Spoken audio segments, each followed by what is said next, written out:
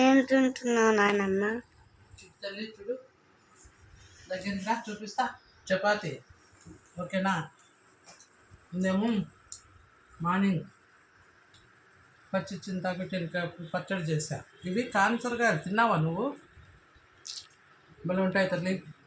తర్వాత నేను పద్దనంతా ఇవి విడిపించుకొని తాలింపు చేసిన ఫిష్ ఫ్రై.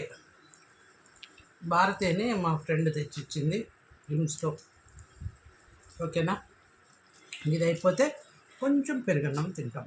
తాత ఏం తింటున్నాడు అడుగుతూ? తాత ఏం తింటున్నావు? ఉప్మా, చపాతి, పచ్చడి.